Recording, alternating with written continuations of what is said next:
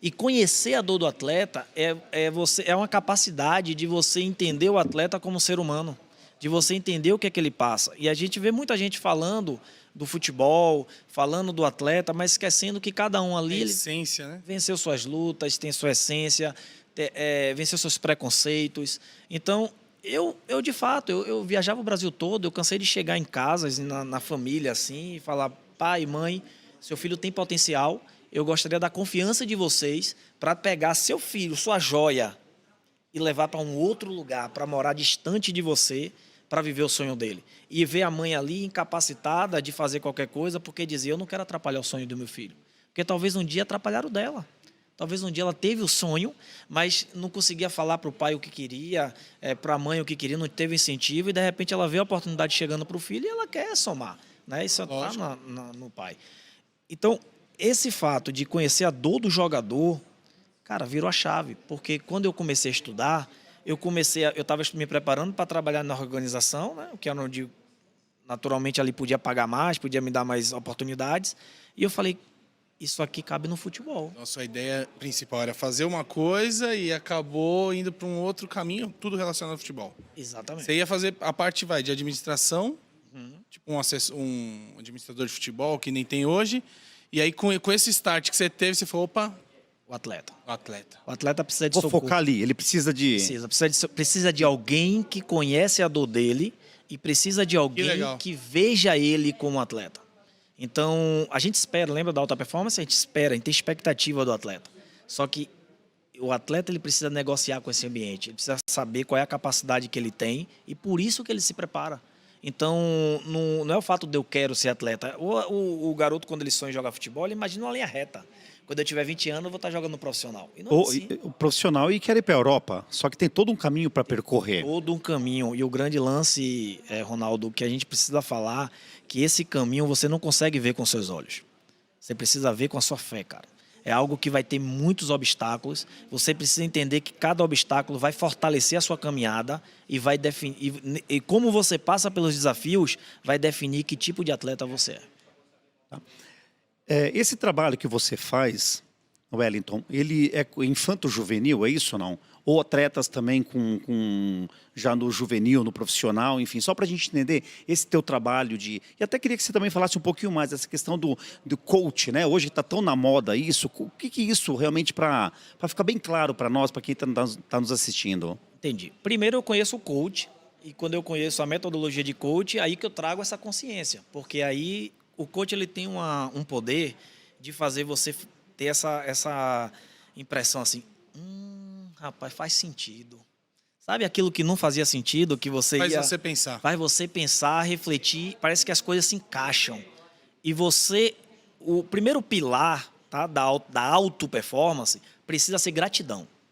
Por que gratidão? Porque a gratidão te faz olhar para algo que aconteceu e você aceitar. E você fala assim, cara, foi como tinha que ser, eu agradeço e eu vou seguir em frente. Tem que ser um olhar rápido para o passado. E falar assim, ó, teve momentos difíceis, teve momentos fáceis, teve momentos de vitória, momentos de derrota, mas eu estou de pé e existe um futuro. Se o cara fica olhando para o passado, ele fica de costa para o seu futuro. Faz sentido? Muito. Então ele precisa virar. A gratidão foi o fato que me fez parar de reclamar e de achar que eu fui vítima de todo aquele processo. E eu falei assim, cara, isso faz sentido. E isso aí vai ajudar o futebol, vai ajudar muitos atletas. Ajudou a mim primeiro, resolver os meus problemas. E aí eu vou. Só que a gente... O que você falou no começo, o alto. O alto. Fez sentido para mim primeiro, tá? Eu chamo dos 4 pilares da auto-performance. Inclusive escrevo em um livro um manual de coach para executivo. E eu falo sobre os 4 pilares da auto-performance, que tem muito a ver com futebol e você pode perguntar que... A gente pode falar quais são esses 4 pilares. Mas o que é bom é o seguinte, o coach ele faz sentido na minha vida e aí eu consigo entender que faz sentido também para o outro. Faz sentido para os atletas. Só que, muitas vezes, os atletas não estavam preparados para o coach. Eu, na minha cabeça, imaginava o quê? Cara, descobri o segredo. Sabe quando você descobre algo muito bom e você quer contar para todo mundo? Eu estava nesse nível de empolgação. Mas quando eu chegava para conversar... Sabe quando você está vendo algo e você está mostrando para o cara, mas ele não consegue ver? Mas por conta de quê, Wellington? Porque, assim, realmente, coach está uma palavra da moda, né?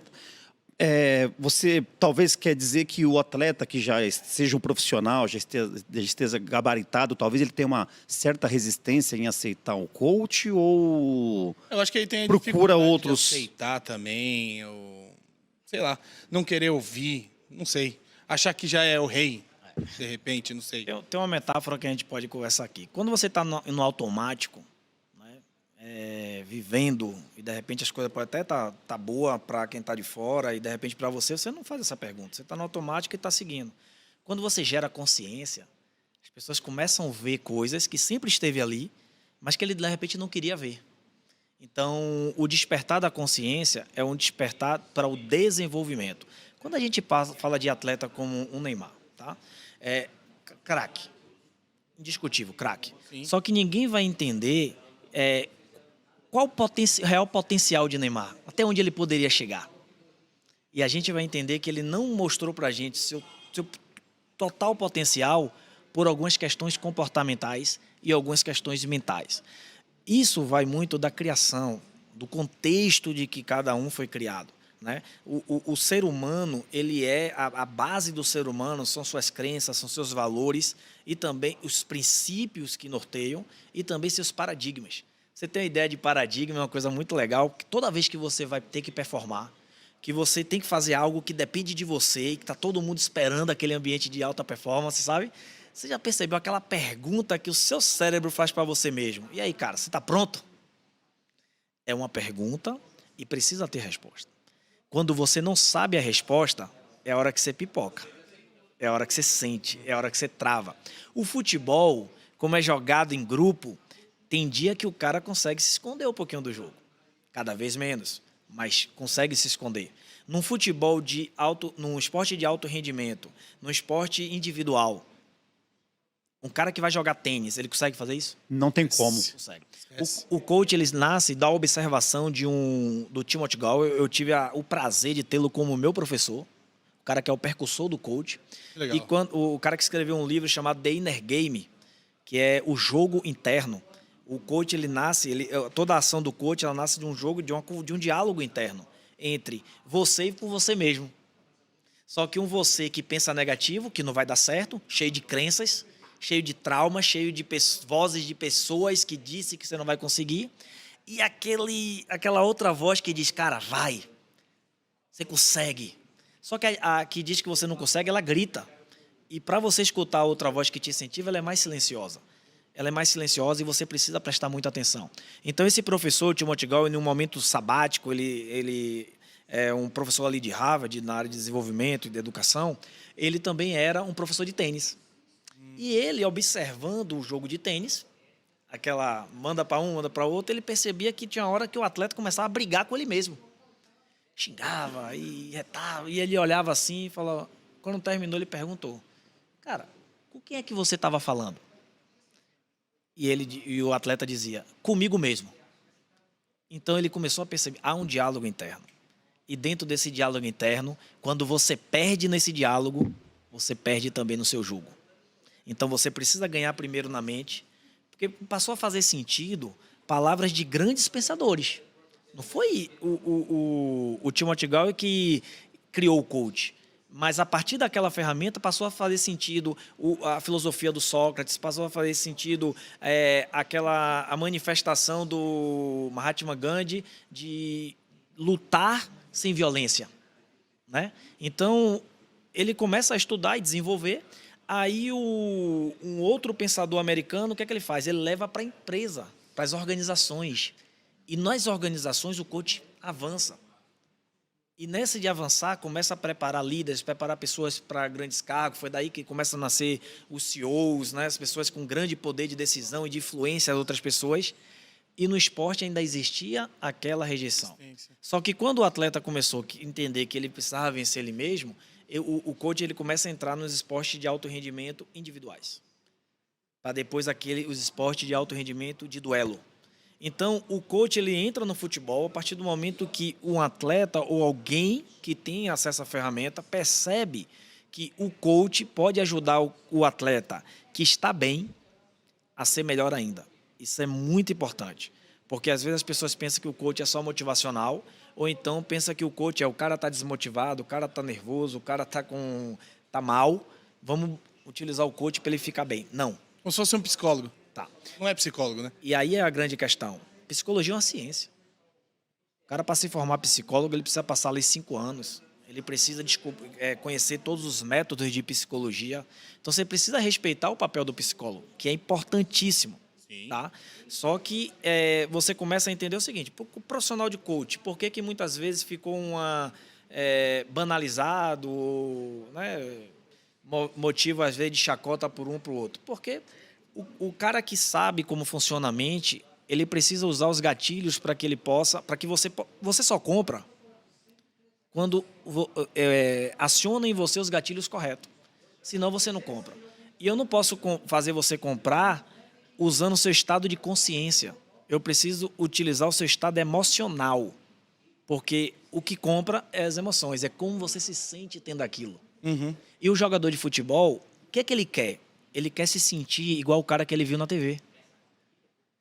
Porque quando ele fala assim, eu quero ser jogador de futebol, e aí você vai ver lá um cara jogando na 3ª divisão, no estadual, é isso que você sonhou, cara? Não, não foi isso que ele sonhou. Saiu como a Champions League. Porque ele tá vendo na televisão, na nossa época a gente via o campeonato italiano, uma ou outra coisa, e já era aquela vontade. E hoje não. Hoje as grandes marcas esportivas, hoje o celular, o garoto está ali vendo o que Neymar fez, o que deixou de fazer, o que os seus craques, cada vez mais ele conhece os grandes jogadores da Europa. Aquilo mexe com o seu inconsciente e nada mais é do que um processo de compra. É por isso que as marcas esportivas estão no futebol, as grandes marcas estão ali investindo bastante para investir nesse processo de compra. Então esses garotos eles são vítimas, porque muitas vezes eles gostam de jogar futebol, porque venderam essa ideia para ele. E é uma ideia que movimenta bilhões, né? Trilhões. Muito dinheiro. É muita grana envolvida. E muitos traumas. E aí a pergunta que você fez, quando é que começa o coach? Né? Pronto. Quando é que você começa, que você pode trabalhar coach? Cara, hoje eu entendi que eu preciso entender de muitas ferramentas para poder trabalhar um atleta. Tem atleta que ele vai saber lidar com coach em algum momento, mas tem atleta que não. E na grande maioria aqui no Brasil, não. Na grande maioria, ele não quer absorver essa ferramenta que exige de você... Por arrogância, por quê? Não, é na formação. É um defeito na formação. Tá? Ele diz que quer alguma coisa, mas, na verdade, ele está acostumado... A própria formação do atleta, o atleta tem ganhos ilegítimos. Quando você vê um garoto de 12 anos, ele tendo um contrato, ganhando bem, sustentando a família, já com as melhores marcas, aquele garoto ali já se sente um atleta. Só que ele não é. Ele está sendo naquele momento. Tá em formação. Informação. E a partir do momento que ele não performa mais, é tirado tudo aquilo. E aí o garoto não entendeu, porque ele não sabe como é que conquista. Porque as pessoas preferem dar. Então o modelo de formação ele precisa ser um modelo formado por estímulos a desafios. E quando o clube se coloca nesse papel de desafiar, de formar o atleta, quando a gente vê os pais muitas vezes bloqueando esses interesses, porque cada um vê ali a grande saída, vê o craque, vê o grande jogador.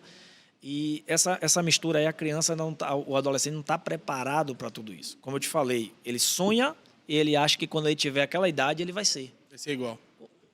Foi assim com a gente. Né? A gente olhava um carro e falava assim, um dia eu quero esse carro. É isso mesmo. Um dia, né? Depois a gente vai entendendo como é que funciona. Então, a mentoria é despertar a consciência do garoto já desde cedo. Por quê? Porque quando eu comecei a trabalhar com atletas profissionais e treinadores, eu percebi essa dificuldade. Então eu falei, eu preciso educar o pai, eu preciso educar os atletas. Porque o clube já definiu, sabe o quê, Ronaldo e Joaquim? O clube definiu o seguinte, o problema do atleta não performar ou não chegar onde ele sonha são os pais. É isso que o clube diz. A gente viu, o cenário do futebol ele vai mudando, né? A gente viu o pai do Neymar sendo o pai do atleta. E a gente não conhecia essa figura do pai. A gente conhecia o jogador. Uhum. Quando é que a gente conhecia o pai? Quando tinha a Copa do Mundo, aí você, né? Muitas vezes o pai não aparecia nesse processo. O pai de Neymar ele foi um protagonista. E aí o que é que ele fez? Mostrou para todos os pais que era possível ser um pai de atleta. E todos os pais passaram a querer também ser aquele cara que influencia. Só que antes de chegar Neymar, cara, tivemos que sacrificar um Jean Xera, não sei se você conhece a história. Sim. Né? Tivemos que sacrificar muitos outros jogadores. E culpando os seus pais, né, que com muito amor e carinho acabou, por falta de informação, atrapalhando o processo. Mas não dá para chegar e dizer assim, ó, você é o culpado se eu não ofereço formação. Então, o clube que aceita um filho, que aceita um atleta, ele precisa ser responsável.